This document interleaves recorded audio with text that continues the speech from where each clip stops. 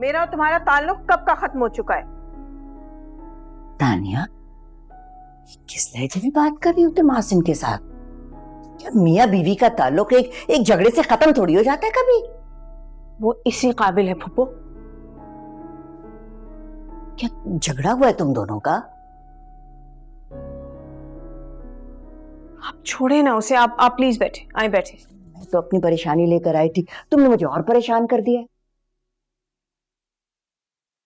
परेशानी तो वैसे ही मेरे नसीब में है। आप छोड़िए, आप परेशान ना हो। तुम मुझे बताओगे क्या क्या मसला क्या है? क्यों इतनी नफरत से बात कर रही थी आसिम के साथ? और रूबी और हमजा को पता है ये सब? नहीं फुप्पो, रूबी और हमजा को कुछ नहीं पता है, और आप प्लीज बताइएगा भी नहीं। अच्छा, नहीं बताओ। बस आप मेरे लिए दुआ करें, मेरी जिंदगी से ये सारी मुश्किलात खत्म हो जाए। क्या ख्याल नहीं रखता वो तुम्हारा?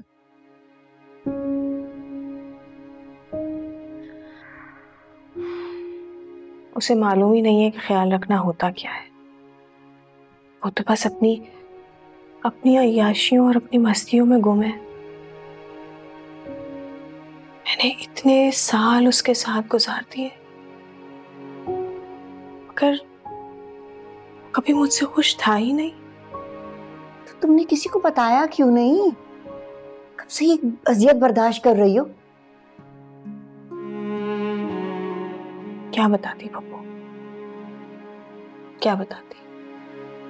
सब लोग यही कहते कि पहले मेरी बहजाद के साथ नहीं बनी और अब आसिम के साथ नहीं बन रही।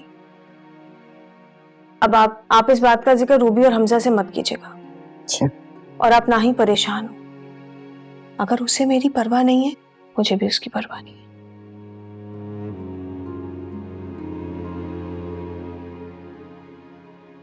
कभी कभी मुझे लगता है कि मुझे बहजाद की बददुआएं लग गई हैं। उसको छोड़ने के बाद मुझे कभी सुकून नहीं मिला।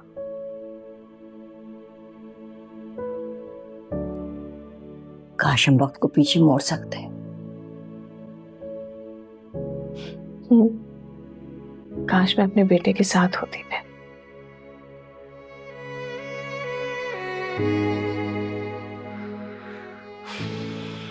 छोड़े चले। अब ये बताएं, क्या बात है, क्या परेशानी है? तुम उस दिन गई थी ना निमरा के घर मानी के साथ, तो मुझे भी ले चलो।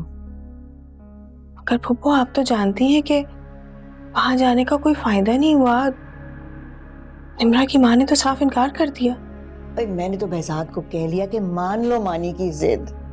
मुझे तो उस लड़के की बातों से खौफ आने लगा है।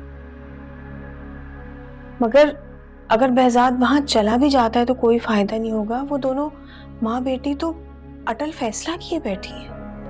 बस भाई, फिर दुआ करो कि अगर ये लड़की मानी के नसीब में नहीं है तो उसे सुकून मिल जाए।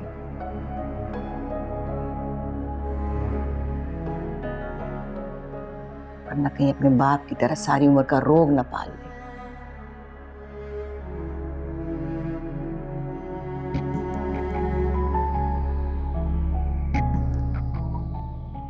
मैं नहीं भूल सकूंगा उसे। मैं नहीं चाहता मैं कुछ गलत कर बैठूं। उसकी इज्जत उसकी मोहब्बत से बढ़ के है मेरे लिए। वो अगर मेरी जिंदगी में सिर्फ याद बन के रह गई तो मैं मर जाऊंगा पापा।